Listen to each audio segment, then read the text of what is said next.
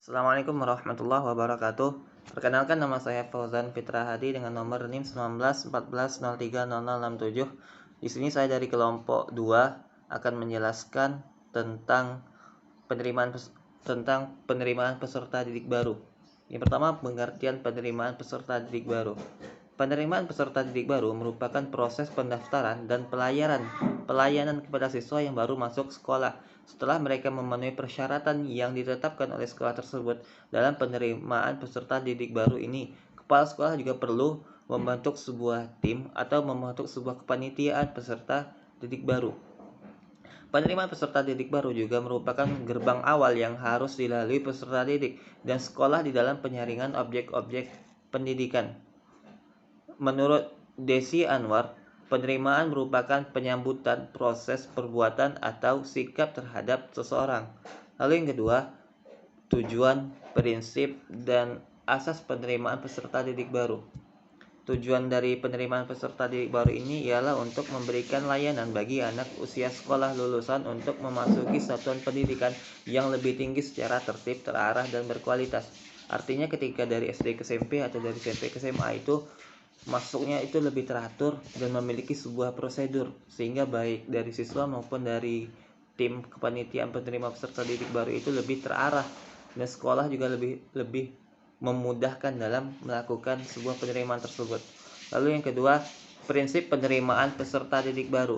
Yang pertama, keterampilan yang sama bagi semua anak usia sekolah untuk memperoleh pendidikan pada satuan pendidikan yang lebih tinggi. Penolakan PPDB tidak boleh terjadi bagi calon peserta didik yang memenuhi syarat, kecuali jika daya tampung di sekolah yang bersangkutan tidak mencakup dan ketentuan waktu proses PPDB telah berakhir. Lalu yang ketiga, terakhir, kebebasan menentukan pilihan sekolah merupakan hak bagi calon peserta didik. Lalu yang ketiga, asas penerimaan peserta didik baru. Yang pertama, objektif. Artinya bahwa penerimaan peserta didik, baik peserta didik baru maupun pemindahan, harus memenuhi ketentuan umum serta sesuai ketentuan peraturan perundang-undangan. Lalu transparan. Artinya, pelaksanaan penerimaan peserta didik bersifat terbuka dan dapat diketahui oleh masyarakat, termasuk orang tua siswa, untuk menghindari penyimpangan-penyimpangan yang mungkin terjadi. Lalu C, ketiga, yaitu kebijakan penerimaan peserta didik. Peserta didik dapat diterima di suatu lembaga pendidikan seperti sekolah haruslah memenuhi persyaratan-persyaratan yang telah ditentukan. Yang pertama, kebijakan operasional pendidikan. Penerimaan peserta didik baru memuat aturan mengenai jumlah peserta didik yang dapat diterima di suatu sekolah. Penentuan mengenai jumlah peserta didik tentu juga didasarkan atas kenyataan-kenyataan yang ada di sekolah, misalnya faktor kondisional di sekolah tersebut. Lalu yang kedua, kebijakan operasional penerimaan peserta didik juga memuat sistem pendaftaran di sekolah dan diseleksi atau penyaringan yang akan diberikan untuk peserta didik. Selain itu, kebijakan penerimaan peserta didik juga berisi mengenai waktu pendaftaran, kapan dimulai dan kapan diakhiri pendaftaran penerimaan peserta didik tersebut. Lalu yang ketiga, kebijakan penerimaan peserta didik ini dibuat berdasarkan petunjuk-petunjuk yang diberikan oleh Dinas Pendidikan Kabupaten atau Kota. Petunjuk demikian harus dipedomani karena ia memang dibuat dalam rangka mendapatkan calon peserta didik sebagaimana yang diinginkan atau diidealkan.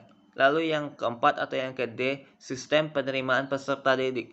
Ada dua macam penerimaan peserta didik baru, yaitu menggunakan sistem promosi dan menggunakan sistem seleksi. Yang menggunakan sistem promosi yang dimaksud ialah dengan penerima peserta didik ini sebelumnya tanpa menggunakan seleksi, mereka yang mendaftar sebagai peserta didik di suatu sekolah bisa diterima begitu saja, sehingga yang mendaftar menjadi peserta didik tidak ada yang ditolak. Sistem promosi ini secara umum berlaku di sekolah-sekolah yang pendaftarannya kurang dari jatah atau daya tampung yang telah ditentukan. Biasanya sekolah-sekolah ini ya sekolah swasta gitu ya, kebanyakan menggunakan sistem promosi. Lalu yang kedua, menggunakan sistem seleksi. Sistem seleksi ini dapat digolongkan menjadi 3 macam, yaitu yang pertama seleksi berdasarkan daftar nilai atau EBTA. Yang kedua berdasarkan penelusuran minat dan bakat atau kemampuannya. Dan yang ketiga adalah seleksi berdasarkan hasil tes masuk. Sekian, terima kasih dari saya. Wassalamualaikum warahmatullahi wabarakatuh.